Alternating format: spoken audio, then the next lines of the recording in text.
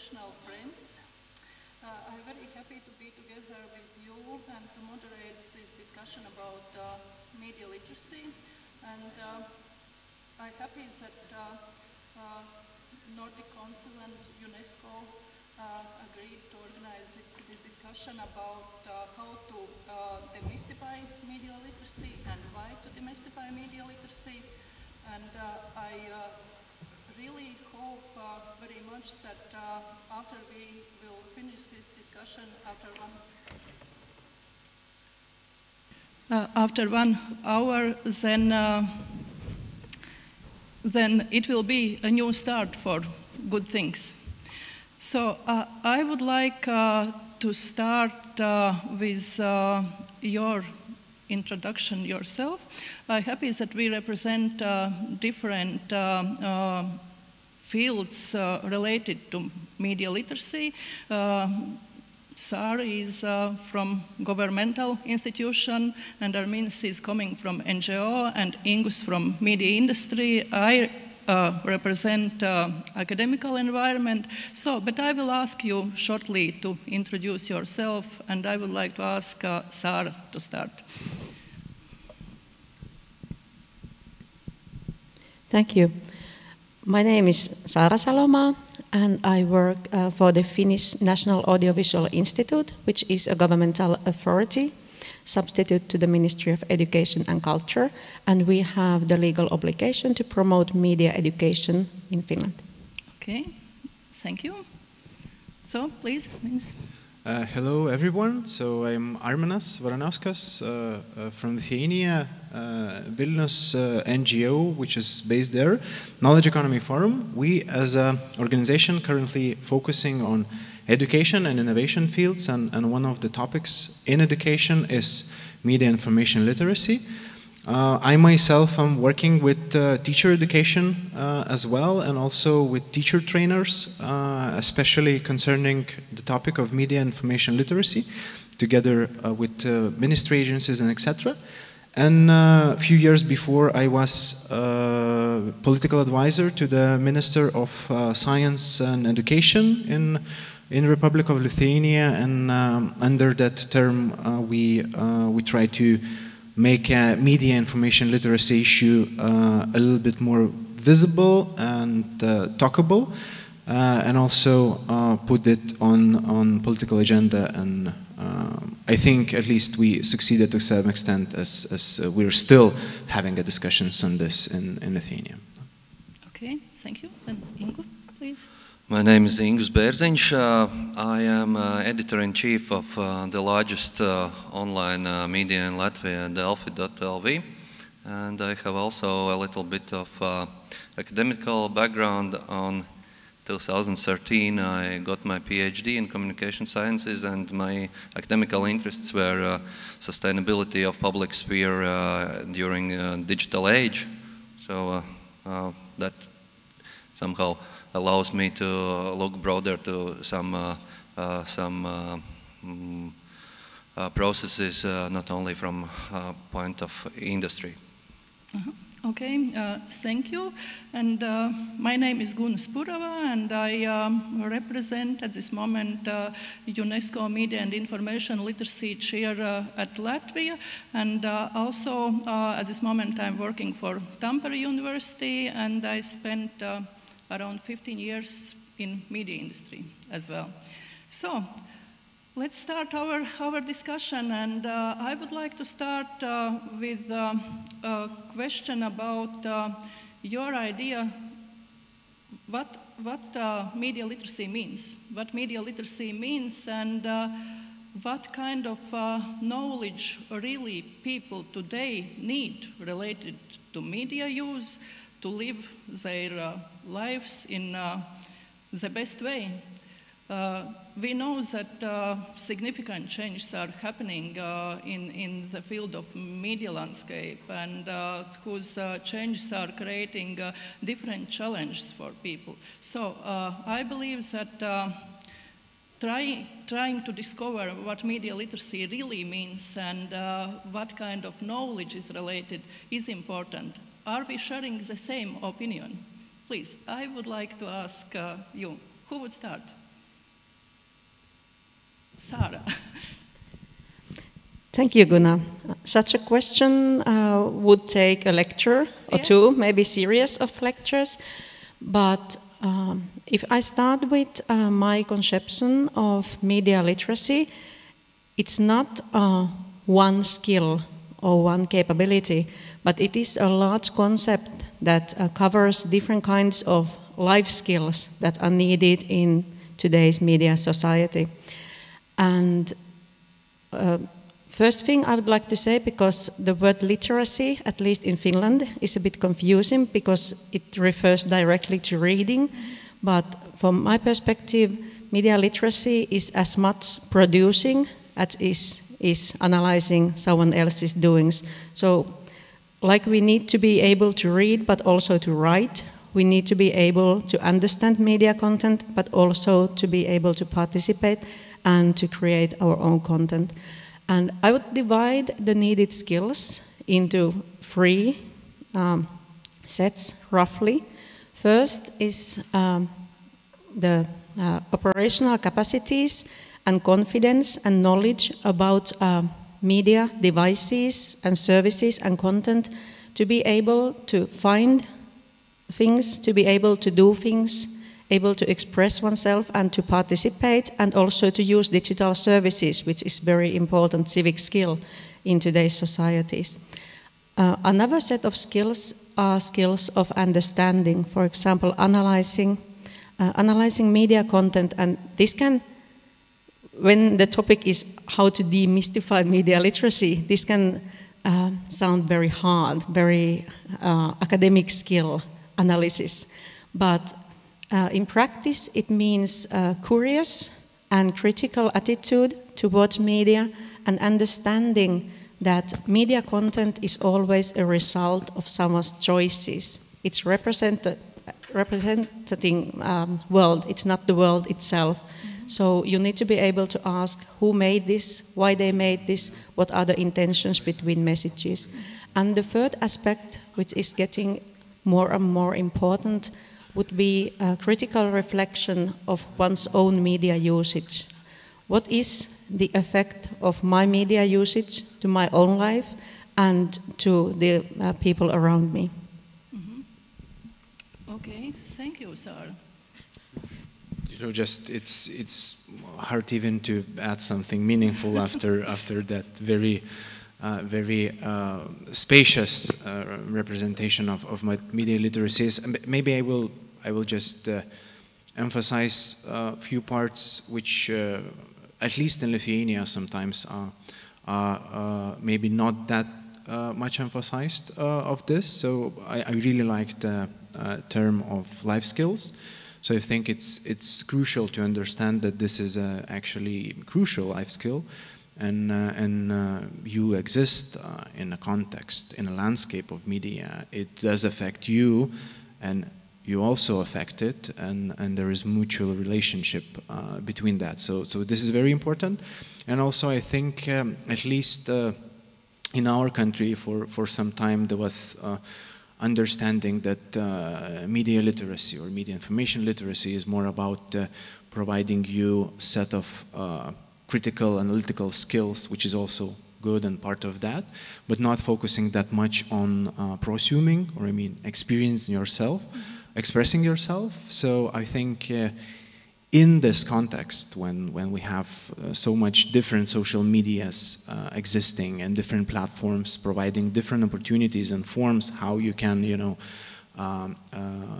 participate in a public space in a broad sense, I think it's really crucial to speak about how you may express yourself and how that expression might be used for democratic participation in the society as well. Mm-hmm. Okay, thank you. Ingus? Yes, very, very hard to add something when it was so precisely defined. I can just add my own 5 cents with provocative maybe thesis that if we are speaking about demystifying, I like this approach, because one way how to look at media literacy is that it is just a trendy word, how to for one decade label something what we know already for some 400 years since Enlightenment. Yeah, we've always understood deeply in our hearts that informed and critically thinking society is something which guarantees sustainability of how we live and what we do, and that we prosper. And maybe now we can call it media literacy, but it means the old same critical thinking and ability to differ rational from irrational, lies from truth, good from bad, and so on. Okay. Okay, thank you. I'm very happy to hear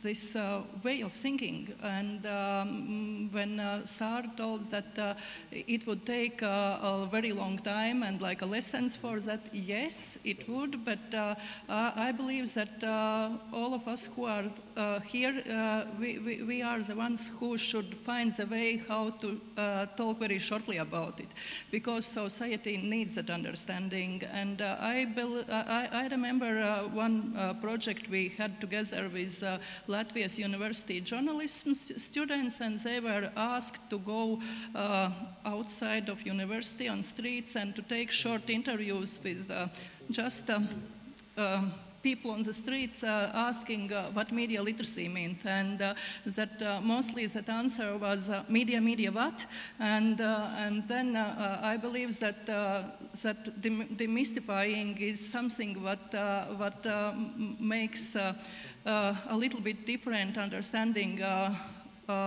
than this media what in society as such. I was expecting one thing which is my favorite topic in the field of media literacy, and I thought maybe possibly Ingus would tell it, but what are your thoughts? How important is to understand for people how media business works? Is it important? Is it part of media literacy? Sure. When I recently told that I think that the most important thing is that wide part of society should enjoy being informed, being having knowledges. That means that that people, in my ideal world, people will be naturally interested in everything, and understanding of how media business works and who is the shareholders behind what media outlet and what are their other interests beside media business, and how it links with political world, and how political world links back to governmental fields, and to see the broad picture. I think it's a normal part of being clever and being informed, and being clever and informed means that you are having good skills of media literacy, and well prepared to consume the media content. Okay, it's a normal part of your ideal world as a great human being. What about you as a representative of biggest media company in Baltics? I think later on during this discussion I should start every of my remark with saying it depends, are you an optimist or pessimist? Okay. Because I can describe very contradictory what I see in the picture. We will return. So, what about you, Armin? If I could add, I think Ingus touched some very important aspects of that, and I think it's again crucial to emphasize that. We can look at the knowledge as a socially constructed being, yes, or existence, and when you are building the knowledge, you're building layer upon the layer. And at this point of time, we're trying to speak about media literacy and focus on it separately, distinctively from other things in some cases, because we need to somehow stress the importance of that. But in the end of the day, I really believe that we will get back, as mentioned, that some of the skills, or many of those skills, in many subjects, not specifically related to media literacy per se, critical thinking, it's actually everywhere, yes? And for example, speaking about business models, so I think there is no need, you know, for lay person to understand deeply exactly how the media business model works, but of course he needs to have a general understanding of actually in the beginning how business model are working and how that model works in media landscape. Yes. Because for example, take a financial literacy.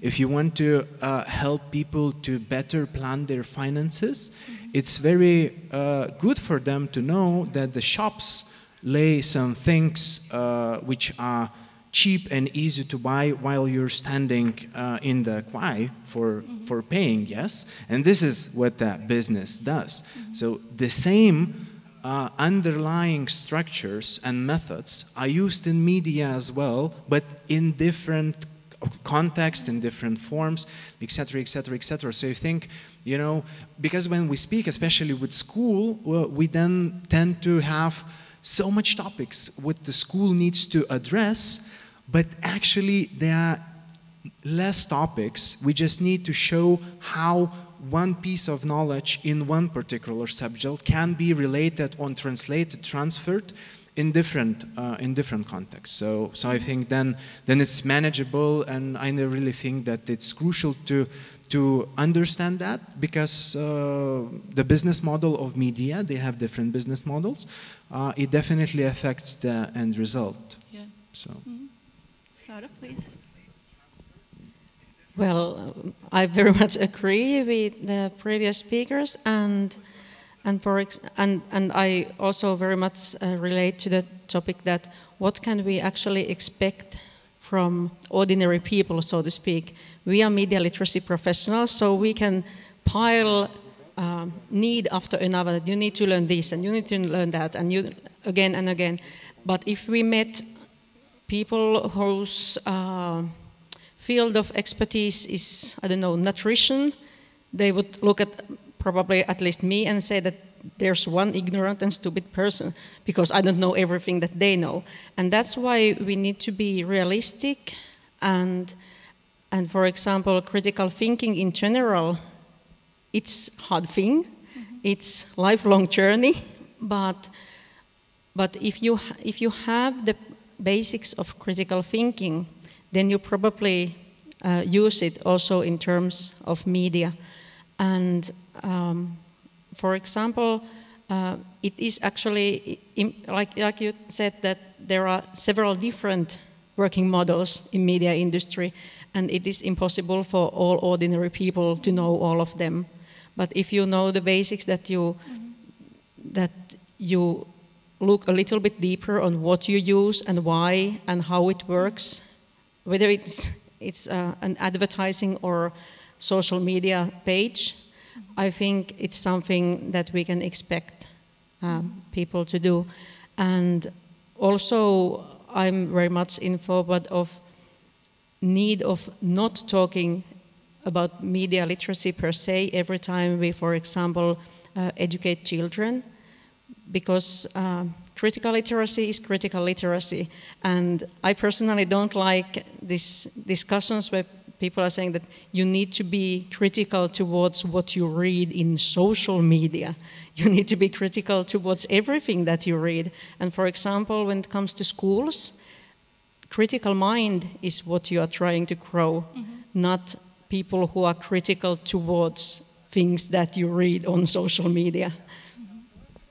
Okay, thank you. That my point thinking about media business is related to the fact that quite often people who are using media even don't think that it is business behind that, and that understanding that business is there, and that as in social media today, that datafication of audience is a very important factor to understand from my point of view. And yes. Thank you very much for sharing your thoughts about that, but then I would like to move forward with the next question. We understand that media literacy is important, and we will try to demystify it in one or another way, but who is responsible? Who should be responsible about it? How to manage that? Who is doing it in your countries? Who should do it? So, Ingo. I have a little bit anarchistic approach. I think that almost majority of different social campaigns which had been generated from above, let's say, doesn't work. Yeah. There are some very nice exceptions. Latvian audience will understand what I'm trying to say. For example, for Latvians not to drive drunk. Yeah, that worked within some 15 years. But I am very skeptical about good intentions about making some specific governmental policies and then introducing them into schools, and bureaucracy will eat it. Bureaucracy will mess it, and bureaucracy will fail it. But it doesn't mean that I am against it. We should be very critical and watch it very carefully how it is implemented, but it's not the most important part. I think the most important part is that for this critical mind, growing this critical mind, responsible are we all, starting from a very early age when this mind is growing, and there are the role of family, of parents who need to find time in their busy lives to speak with their kids, to show the world of books, and not just leave them with tablets. This is a part of educational system, of primary educational system, of course. When I was participating in juries of reflectants of Latvian university journalism students, and sometimes we see the absolvents of high schools who are coming to who have chosen their lives to become a journalist, which means to become a person who is interested in everything, and they cannot name elementary things like who is the prime minister of your country. This is also a very, very important responsibility of media itself. I was very worried about what's going on. I don't know how in your countries, but after the big crisis of 2009, Latvian media system was so weak that very different decisions which were made by management, how to squeeze the costs, came to the tragical loss of competences and personnel who remembers the good practices of journalism, which later means that when you recover economically, you do not recover with competences because there is a gap, and so on, so on. Yes. We are, to resume it, we all are responsible. We all are responsible, and Ingu started with telling that he's skeptical about governmental role in that process, and Sara is smiling, and I believe that it would be good to continue with this one. I wasn't uncomfortable at all listening to him because we are a governmental authority responsible for promoting media literacy in Finland, but we are not directly saying what different organizations should be doing. Last year, we wrote by the assignment of Ministry of Education and Culture the new Finnish media literacy policy. And the three key components of the policy are that we need systematic media education, high quality media education, and good coverage for media education. So we are mainly promoting the structures for practitioners and people in different fields promoting media literacy. So I think that it is good for promoting media literacy in a national scale, that there is a governmental hub for promoting it. Well, at least I must say that it is good in a democratic country. I can imagine countries in which governmental media literacy organization would be a nightmare. But now we're talking about Finland, so it's a democratic country. And I think it's good to have a hub because we can advocate for media literacy. We can support those people who actually are doing media literacy in their work, and we can bring them together. But then I think that we need to leave a lot of freedom.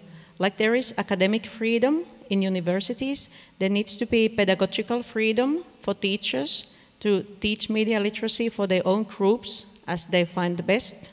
I don't think that I know better than those people who actually know the groups they work with.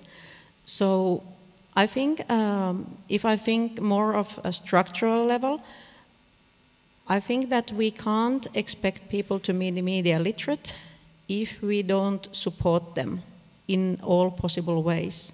So we need advocacy for funding, for policy making. For example, I think it's very important that in Finland media literacy is part of all the curricula from early childhood education to upper secondary education, because this means that also those teachers who are not personally interested in developing critical thinking or media literacy, they still need to do it.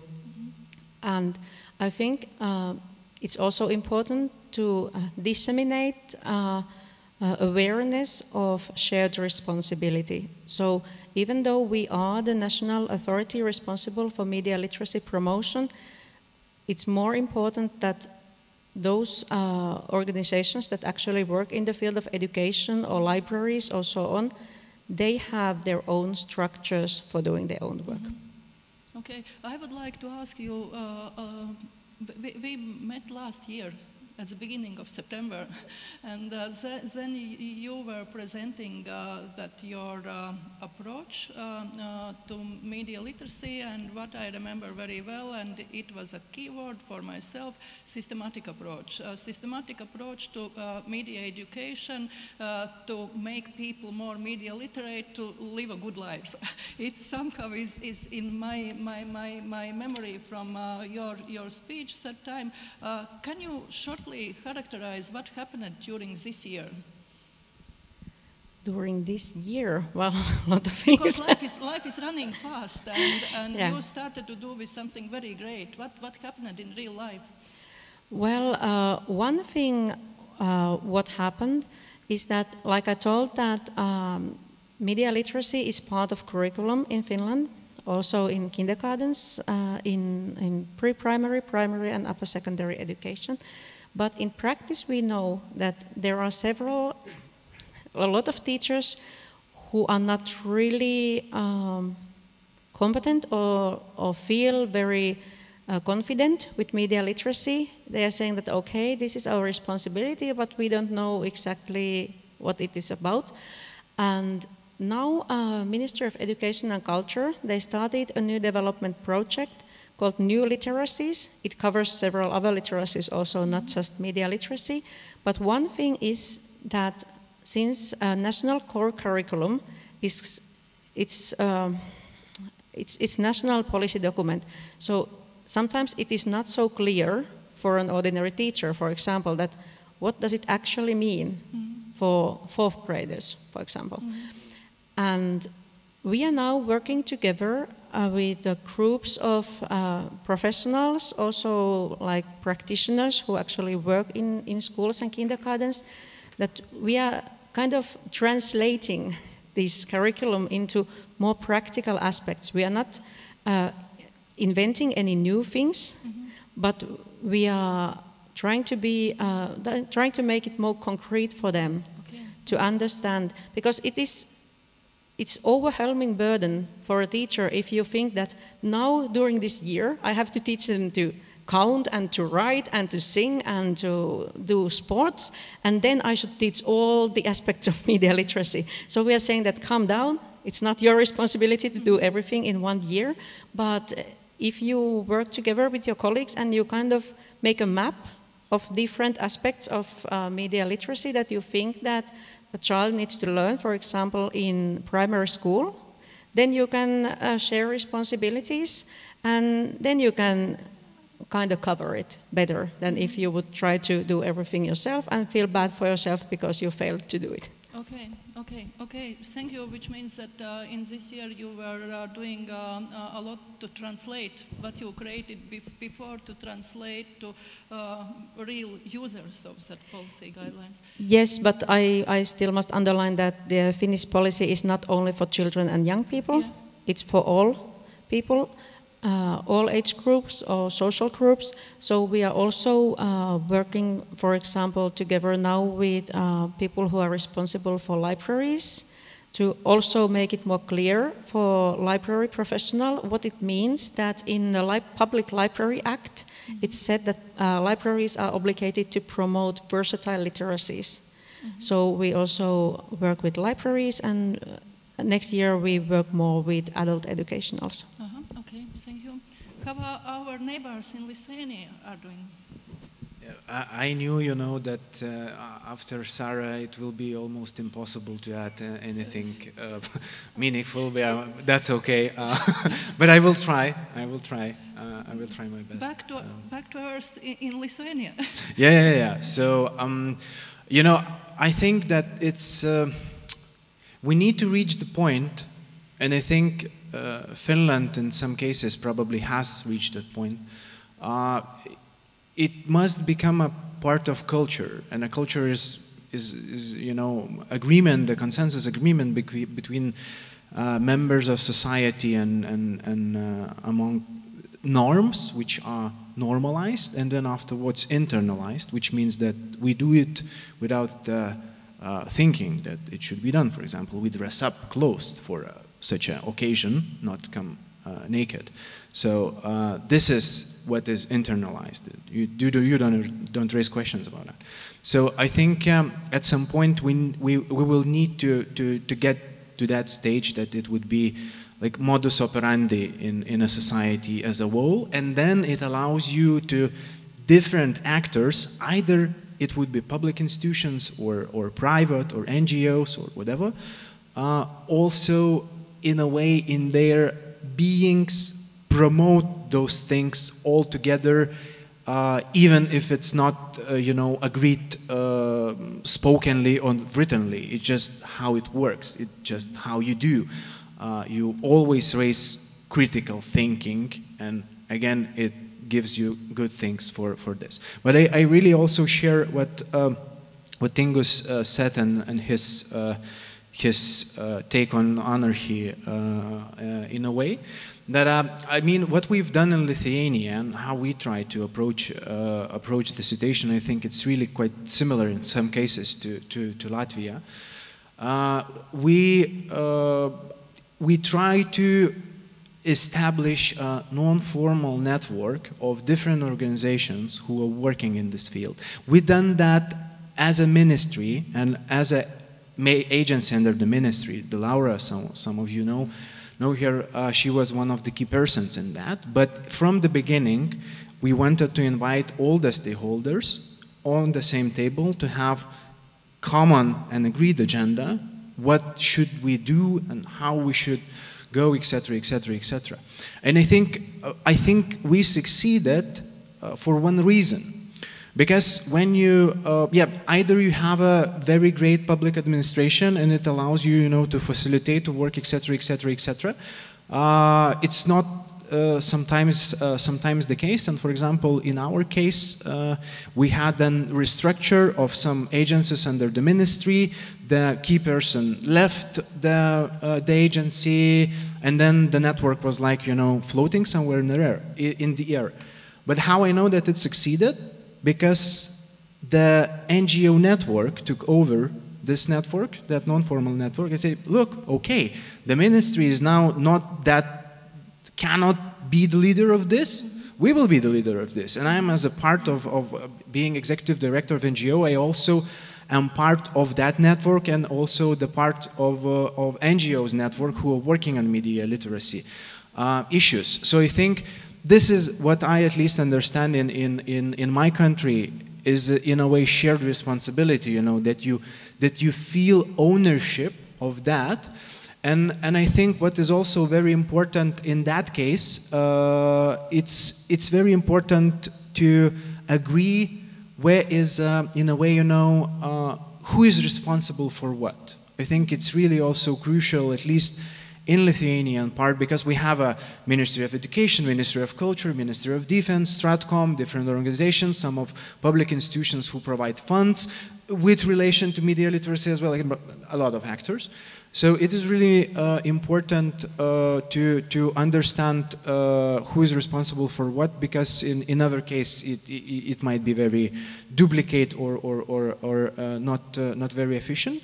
But I mean, getting to your answer in the short manner, who must be responsible for this? So I share what Ingu said, that everyone needs to be responsible in their own particular way of this question.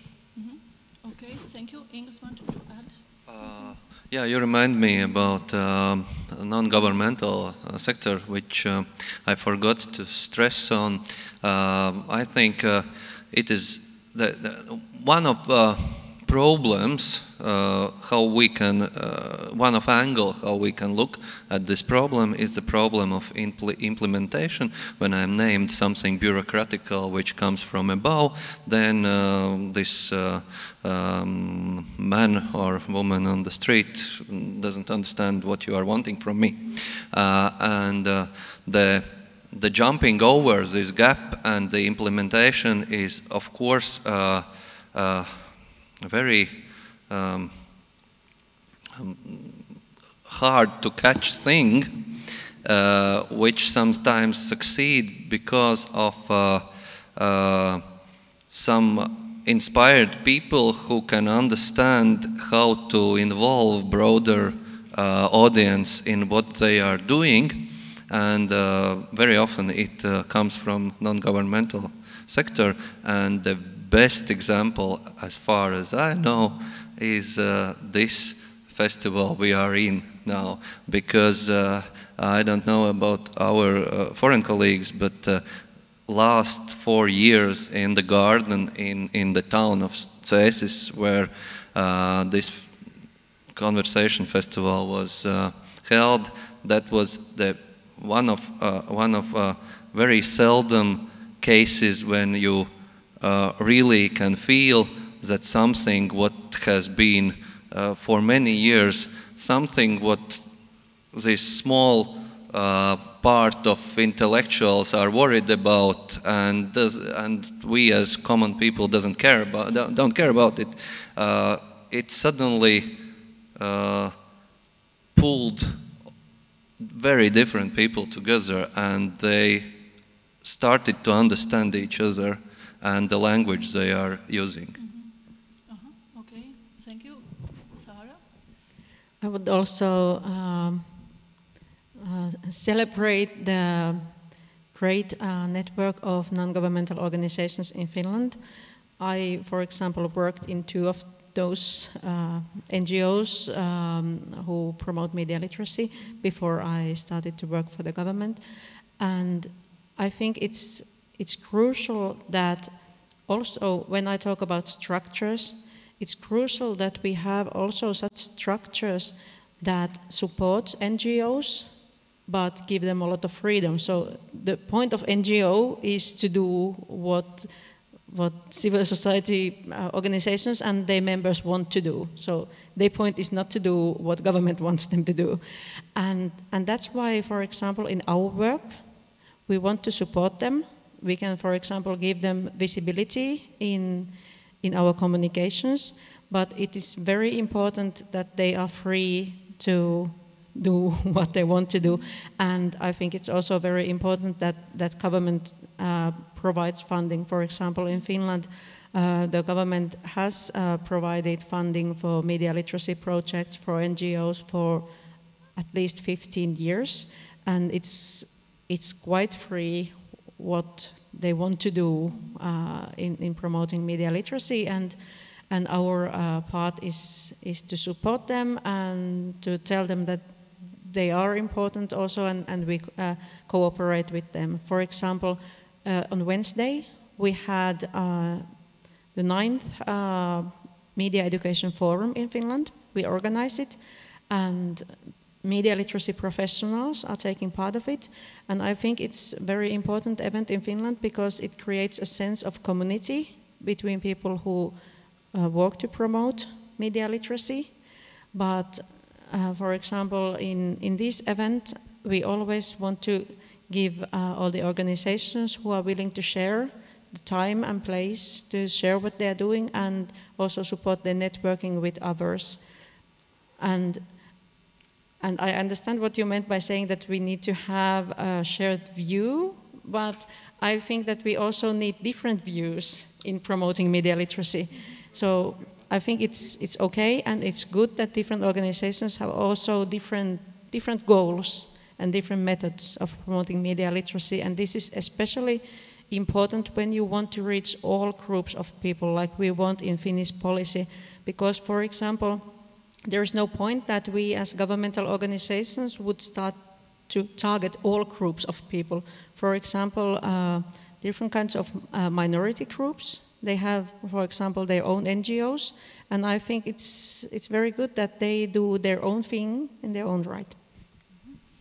Okay, thank you. If we are trying to identify different kind of stakeholders of this field, then we understand that there are governmental institutions, there are non-governmental organizations participating, of course, media participating, academics participating, libraries and educational organizations participating, and it is good to have shared views, and it is also good to have that democracies that we are doing in different ways.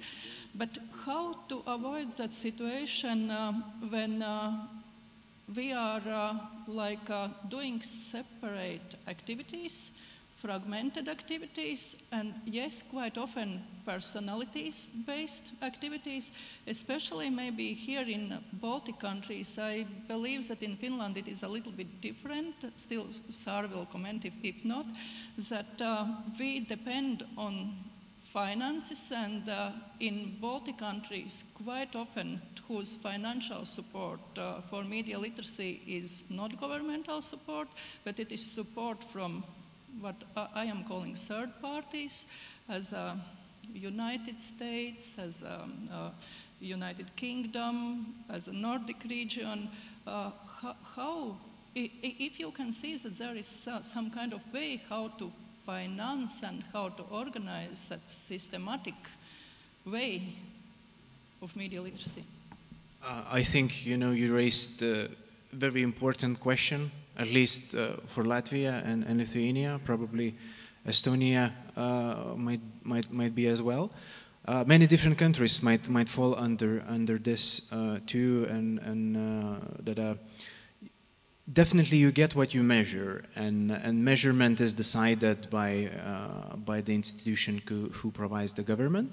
So in this case, I see definitely that NGO sector, in many cases, not all the cases, but in many cases, they're shifting their focus from one aspect of media literacy to another, depending on external donors. And of course, it's not saying that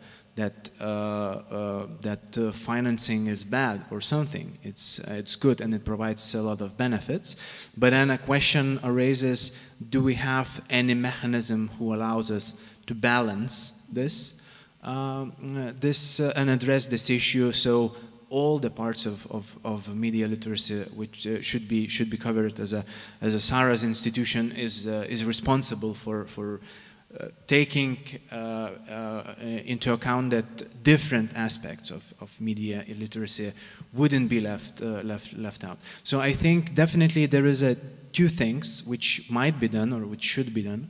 Of course, for example, in Lithuania there is already a decision, but still there is discussions on implementation phase to establish NGO fund, which would be governmental, but it would be managed by external council, which is appointed publicly, etc., etc., etc. And of course, one of the topics probably which would be financed would be media literacy or related issues. So this is one way how you can, have something which government does, but as Sara very rightly put it, the government shouldn't say what to do. Yes, it should provide some mechanisms and possibilities to organizations to do that activities. So this is one. And the second one, actually, I think sometimes it feels for me that we as NGOs, fall in a way into pitfall on that dependence of the external funding and the projects. And we sometimes forget the old good raising activities. I mean, marketing, outreaching for people, trying, to crowdsource some funding. We have, for example, an example of Laisvės TV, which is internet-based TV, which is absolutely crowdfunded. Yes, of course, we apply to project funding as well, but the patrons are the most provide a lot of money for them. And there is some businesses as well involved in the LAMPA, or Būtent festival, which is the same thing as LAMPA in Lithuanian context. Let's put it that way. There are a lot of businesses which say, okay, we think this is important and we can provide some funding.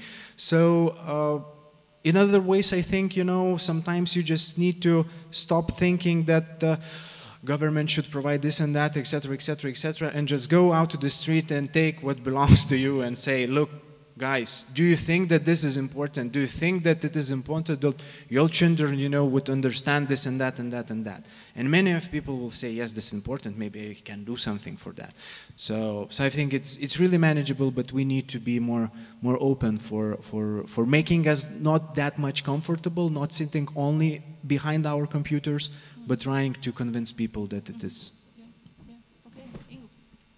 I totally agree, and I also, being as one of these representatives of these Baltic countries, I'm suffering pain personally that sometimes when we are speaking about big, useful projects for developing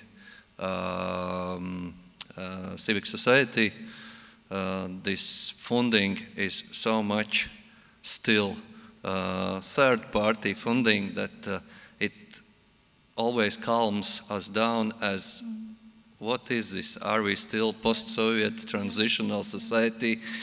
whose big business and government doesn't understand that it is the question of pride to finance this by ourselves. And the things in Latvia are moving toward good. You can see the sponsors of LAMPA, including Delphi. We have shared a little bit of self-advertising. We have shared also our video studio, and right now all these 4 days we are providing the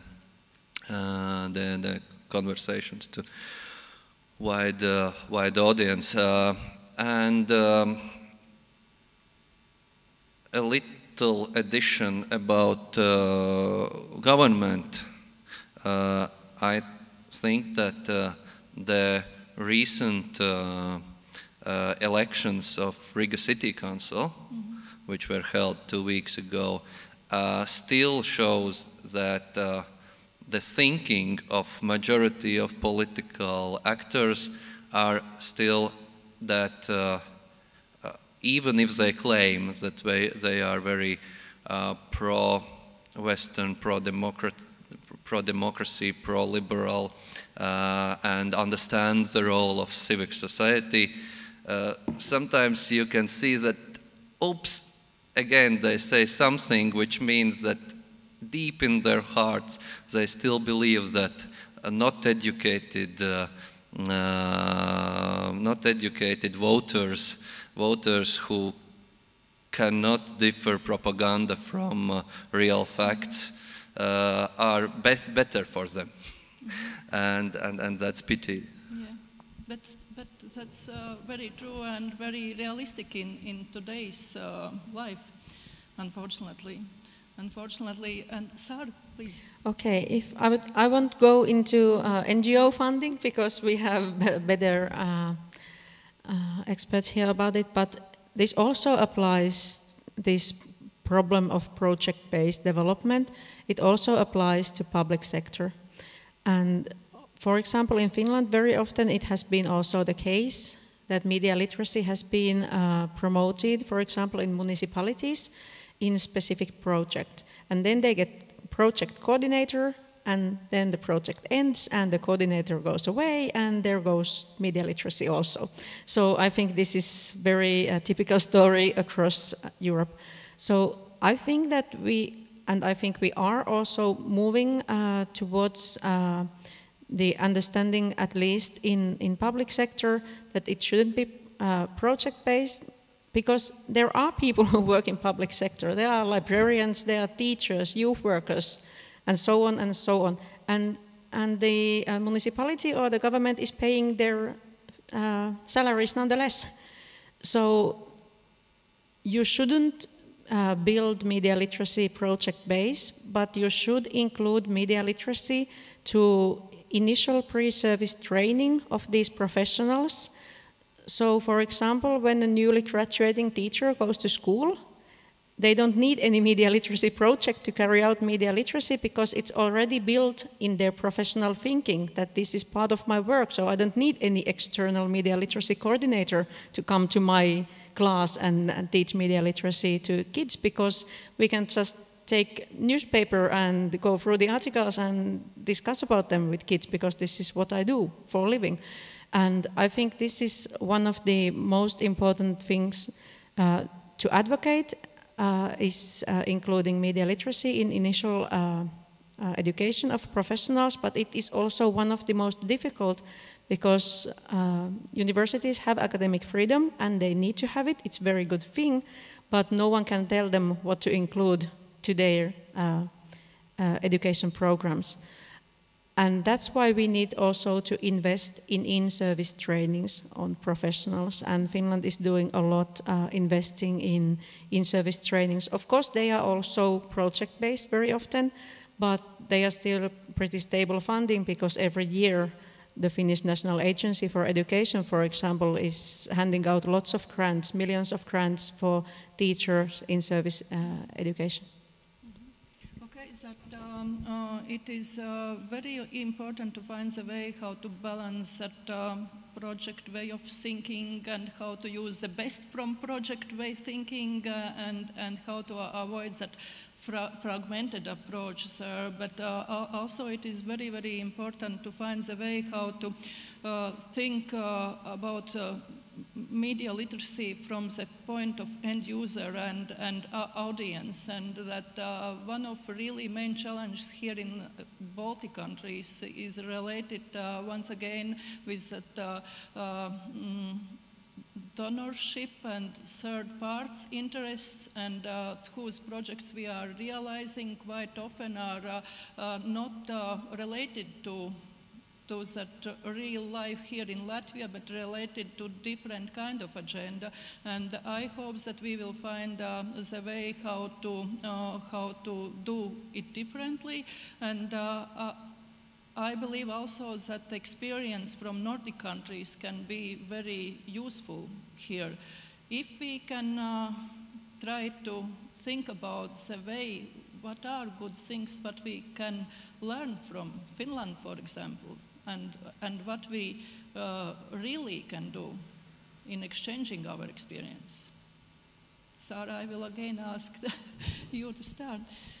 Well, we are very willing to cooperate, not only all the stakeholders in Finland, but also abroad. And for example, what we have already done is that our resources are free to translate if someone wants to use them. We are organizing a media literacy policy planning workshop in UNESCO Global Mill Week Feature Conference this month. And for example, if someone is interested in our way of making policies, we are very willing to host another workshop on this issue and discuss more closely. But I don't think, on the other hand, I don't think that this is the kind of product that you can just export to other countries. I think that all the countries need to figure out their own model that fits their own society and their own thinking. I don't want to be another third party, but we are very willing to do knowledge exchange and also learn from your experiences. Okay, thank you. 1 minute for our minister and 1 minute for English. As time is running out, so I just want to point out one thing. I think there is a lot of what we can learn from one another. I think also sometimes we should consider not only learning from one another, directly in a way as we understand that, but rather creating a situation where we can co-create together something new. And I think it gives you, very huge additional value, a different perspective. And what the Finland absolutely are failing at is at being Lithuanians or being Latvians. So I think we can have that different perspective which also can enrich their media understanding and a landscape and the problematic, etc., etc., etc. And of course, we can have that much for ourselves as well. So I would stress the point of providing opportunities to make something new together, building on experience which we have personally. Okay, thank you. I must apologize. I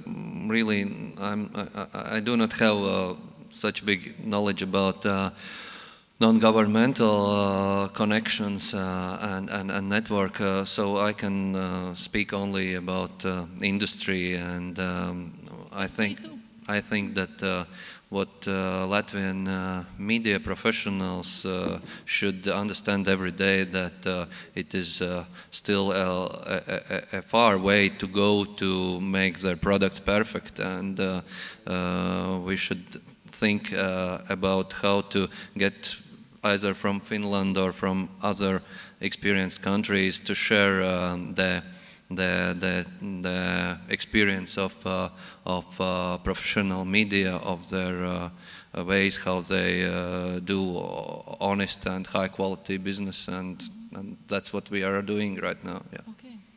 Okay, thank you. Thank you very much for this discussion. I very much hope that we will co-create something, and we will share our experience on benefit of our society. Thank you very much.